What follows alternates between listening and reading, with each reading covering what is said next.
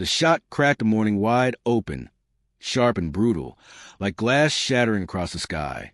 For a second, the whole street froze. Even the birds seemed to forget their wings. I was at the kitchen sink, folding towels with the window cracked, when that sound ripped through the air. My body didn't think. It just moved.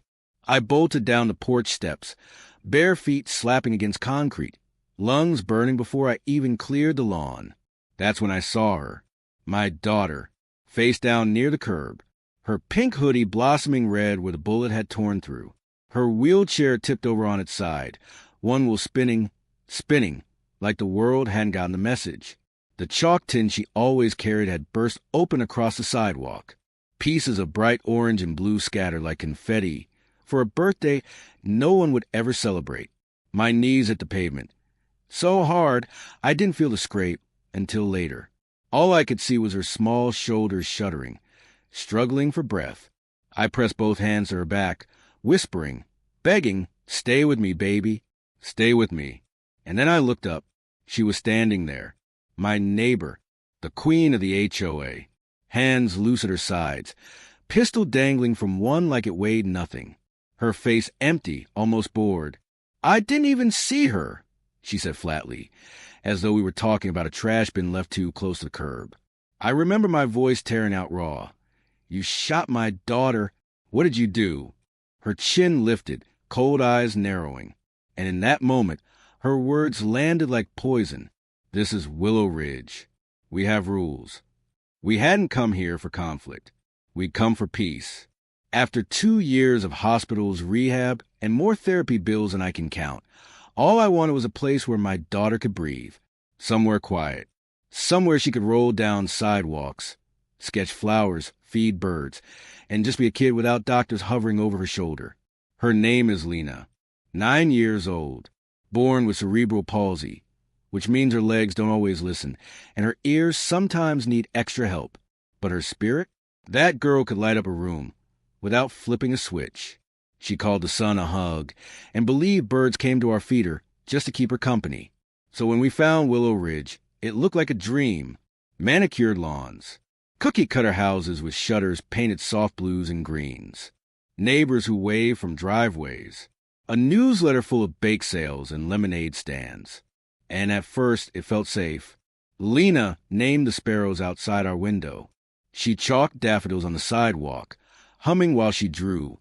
We waved to joggers, strolled to the pond, laughed when she sketched a goose that looked suspiciously like the HOA treasurer. Then came the knock on our door. A rhubarb pie balanced in one hand, a clipboard in the other. Mara Kent, HOA president. Immaculate cardigan. Pearls that gleamed like they'd never known a day of dirt. She smiled, but it never reached her eyes. "Welcome to Willow Ridge," she said sweetly. "Just one little thing." She slid the violation notice across our counter, like a magician's trick. "Hedge height. Too tall." I laughed at first. Surely this was just suburban theater, part of the HOA game. But that pie, it wasn't a welcome. It was a warning. And Mara? She wasn't just a neighbor. She was a queen who ruled with a clipboard. It started small, the way storms always do. A drizzle before the flood. First came the notes. Our accessibility ramp wasn't filed properly. The fairy lights on our porch were non-conforming. Lena's chalk drawings on the sidewalk, graffiti precedent. Each violation notice arrived with the precision of clockwork, each one signed neatly with Mara's looping pen.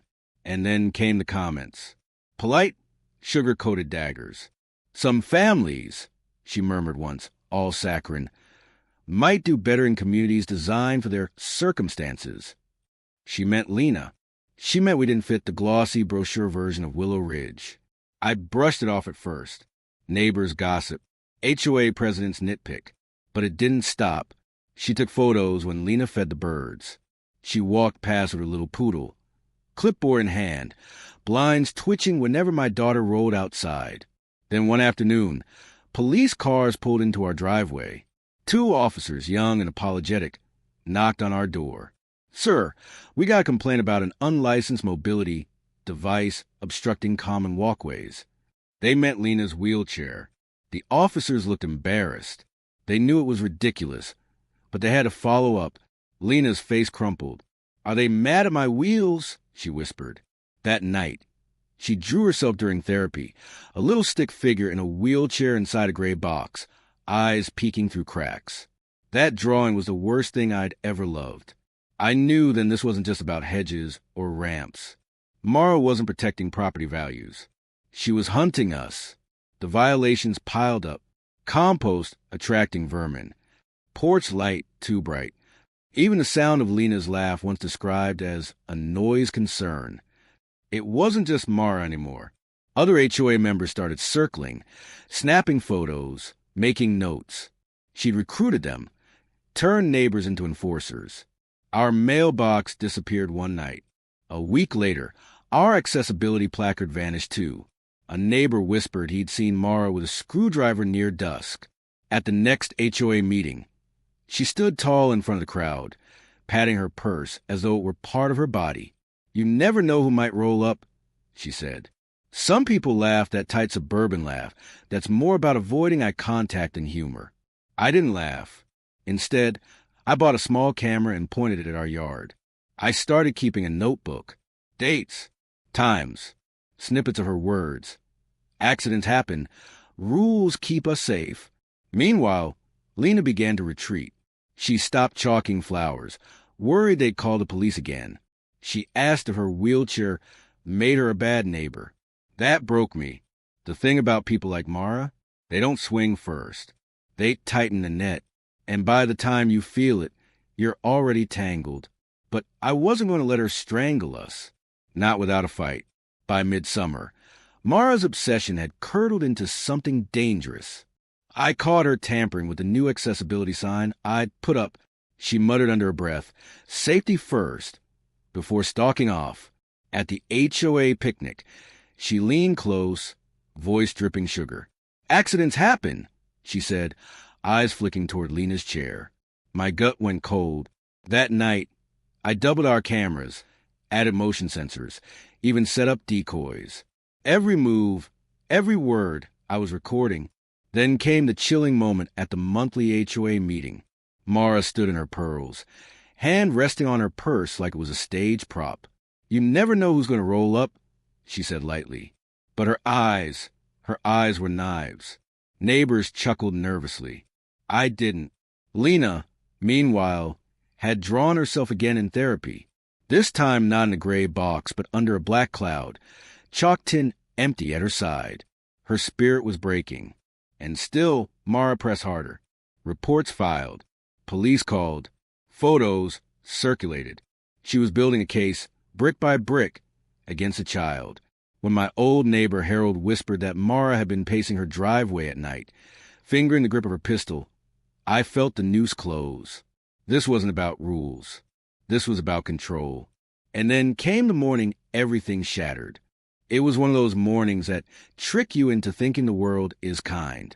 Sunlight soft, birds singing, air warm enough to carry the smell of blooming daffodils. Lena had her pink hoodie on, her messy bun lopsided but proud. She told me the daffodils near the mailbox were smiling extra big today, so she wanted to draw them. She hummed while she rolled her chair outside, chalk tin balance on her lap. I stayed inside folding towels, listening to her voice drifting in through the window. Then the crack. I ran. The towel spilled. My lungs tore open as my feet pounded the grass. And there she was, my daughter, face down, chalk scattered, blood staining her hoodie. Her wheelchair tipped like an abandoned toy. I dropped beside her, pressing my palms to the hole in her back, whispering, begging, "Stay with me, baby. Stay with me." Then I saw her, Mara, HOA president, standing in the middle of her pristine lawn, pistol dangling from her hand like it weighed nothing. "I didn't even see her," she said flatly. I screamed at her. "You shot my daughter. What did you do?" Her chin lifted, cold as stone. "This is Willow Ridge. We have rules." The sirens came. EMTs swarmed. They told me the bullet had missed her spine by millimeters. That night, the HOA sent out an email calling it an incident between two residents. They used the word incident 4 times. They used Lena's name 0. Grief can crush, but grief can also sharpen. I printed every violation notice, every photo Mara had taken, every timestamp from my cameras. I scanned the hospital report, Lena's drawing the chalk-stained sidewalk.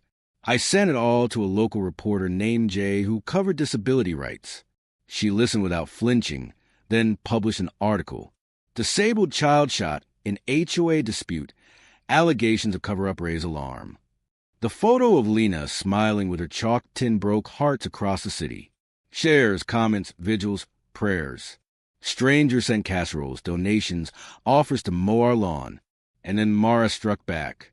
She hired a PR firm, went on TV, wore pearls and cried.